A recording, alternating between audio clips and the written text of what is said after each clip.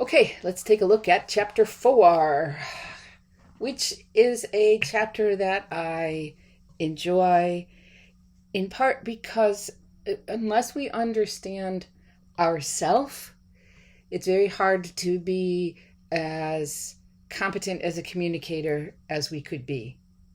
That sounded funny when I said it. Okay, so I'm gonna try to just hit the highlights. These are things that in the past students have said they were a little bit confused by. So, really important concept in this chapter is the idea of the self-concept. And of course, if you've taken psychology, this is familiar to you, or if you're just someone who's interested in any kind of self-improvement, you've probably thought about this. So, the self-concept is basically how you perceive yourself. And it is relatively stable. Yes, I probably have a different self-concept now than I did when I was 5. But for most of us, if it changes, I would say the changes are incremental. Okay, so that's the self-concept, like who we are. Self-esteem, I like this one. Self-esteem looks at, okay, for example, maybe you are someone, in your self-concept, you believe that you are someone who is outspoken. You say what you mean. You're not rude, but you let people know how you feel about something. And that is something that your family values. Okay, so your self-esteem and that aspect of your self-concept would be very high. But if you came from a family, or maybe you're in an organization that does not value that, your self-concept might take a little bit of a ding. Okay, so in the self-concept, they're concepts. They're not good or bad. It's when we get into the, when we're in our whatever our culture is that tells us this is a good thing or a bad thing that impacts our self-esteem. Okay, so I always use the example of me going into an interview in the past. I'm going to look at the negative cycle.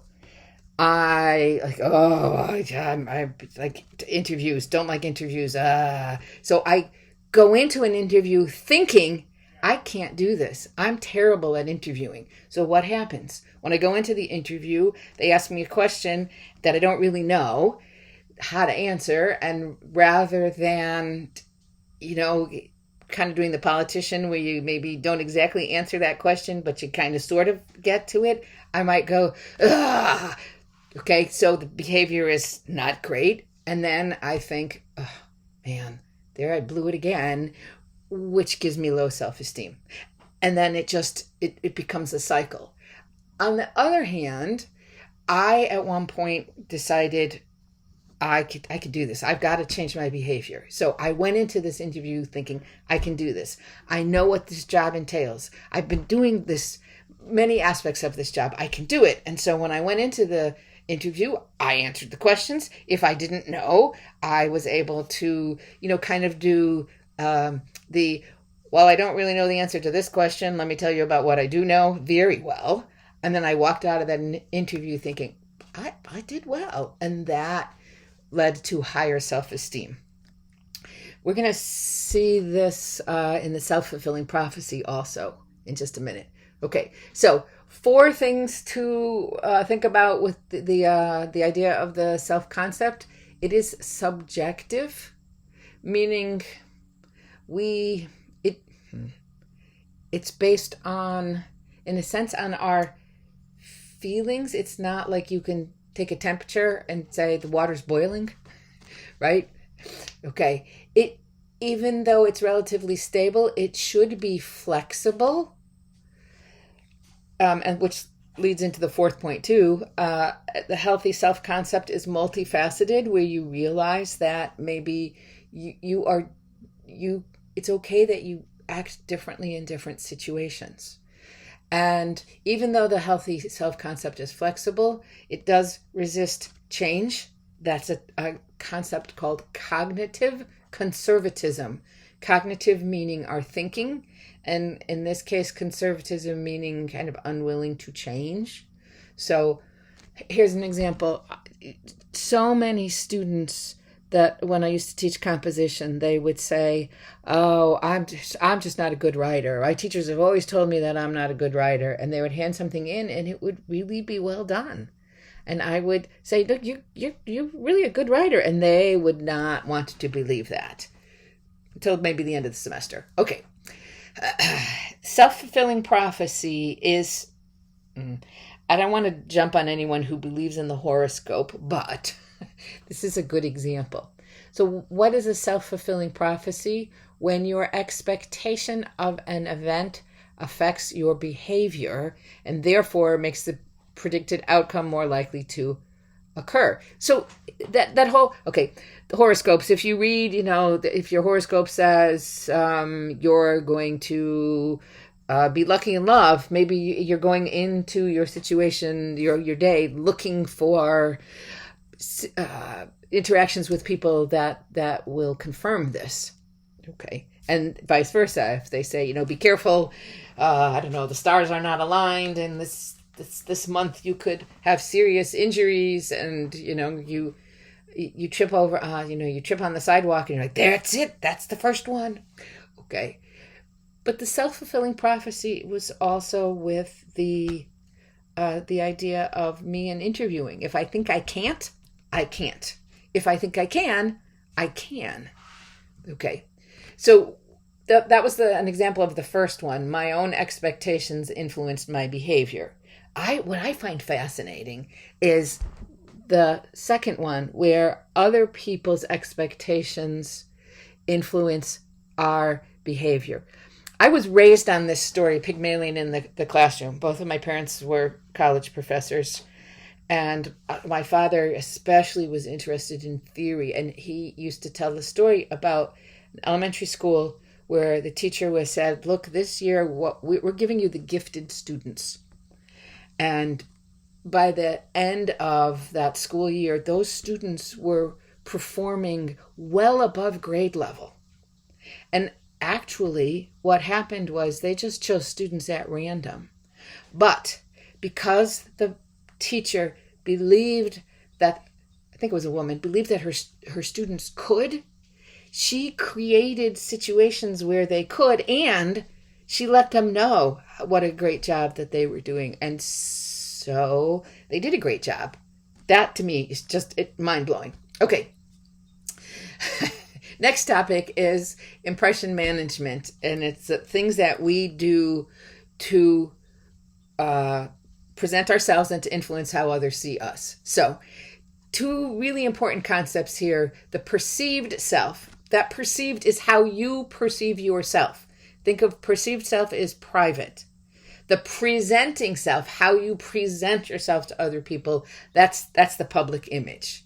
We can kind of skip face and face work. Okay, but the idea of the presenting self is we are members of a culture, and there are certain things that are valued in our culture, and so we tend to present, unless you're a rebel, you are presenting yourself in such a way that is going to be approved of in society. So that's your face, the mask, in the sense that you're showing the world. And the things that you do, the impression management, is your face work. Okay. Please, if you have questions about that, definitely ask in class. We're going to, I hope, spend the majority of time talking about disclosing the self.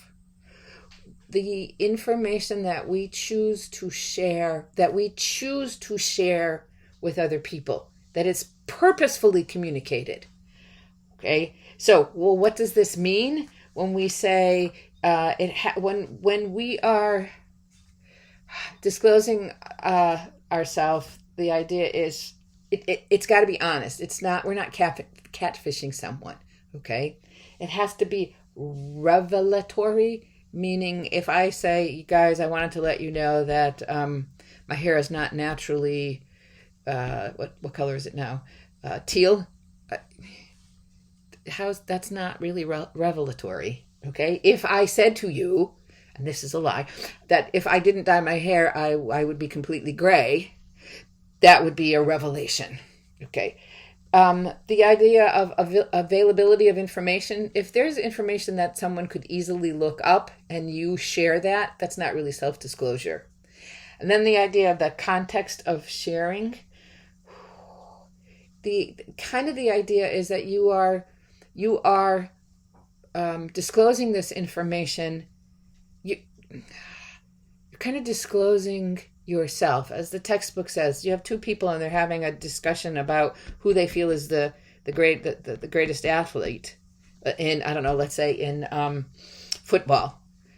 And, maybe I didn't know that you thought Tom Brady was the greatest footballer ever. And you didn't know that, oh God, that's the only person I know, that I think that some other guy is the greatest.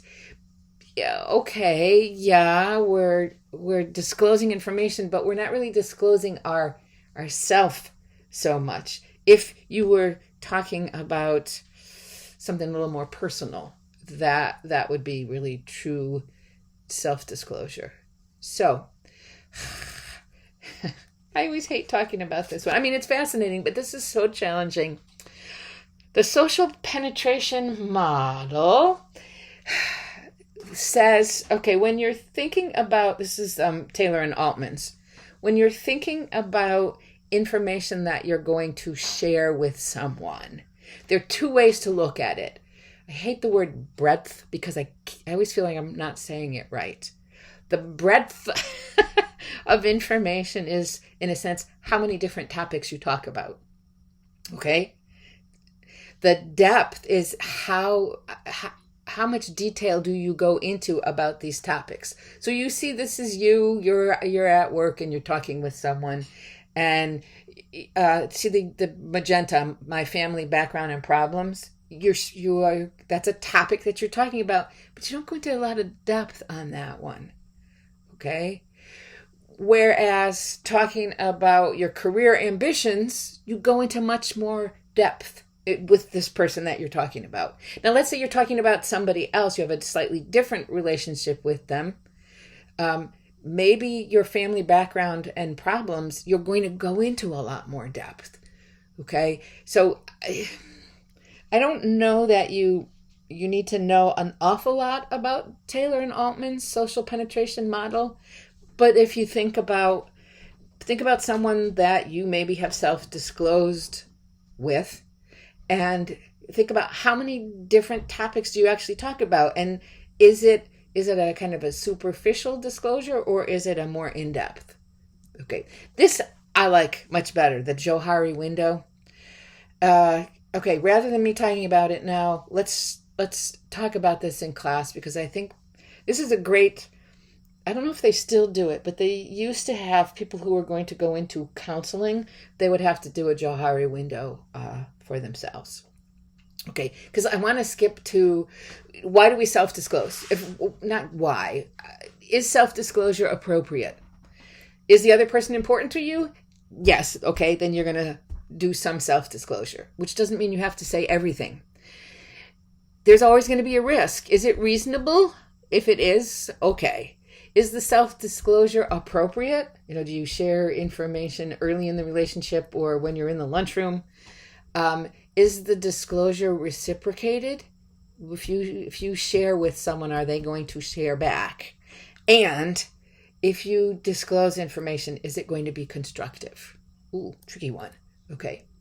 So what if somebody, you're not sure you want to disclose? Here's the example I always use. Grandma, your beloved grandmother, knits you a sweater, and she spent a lot of time on it, and she happens to knit you a sweater in your least favorite color, and it's itchy, it's a turtleneck, and it's mustard yellow, and it's wool, and it's really itchy. This is like my least favorite. And she says, blah, blah, blah, do you like the sweater I made for you? And a self-disclosure might be, Graham, I know you put a lot of time into it, but this is really not my color. Okay, that would be self-disclosure. Oh gosh, are you going to self-disclose? Disclose? And you're asked, can you keep silent? If someone asks you a direct question, no. but sometimes you're choosing just not to share. Okay. You go, oh, sorry, I got a phone call coming in, I guess this would be the equivalent. Okay, you could lie. A benevolent lie is when you're lying to not hurt someone's feelings, to spare someone's feelings. So you might say, oh, Grandma, I love it. An equivocation would be something like, I've never seen anything like this. What exactly does that mean? You know? And hinting would be something like, oh my gosh, you know how it is so hard to figure out what people really like. So you're not saying I don't like it, you're kind of hinting. We're going to do an exercise about this in class, so hopefully you'll get a better idea. Oh, and that was it. Okay, so please, if you have any questions, make sure, 1, you put them in the survey, and 2, you bring them to class so we could discuss them.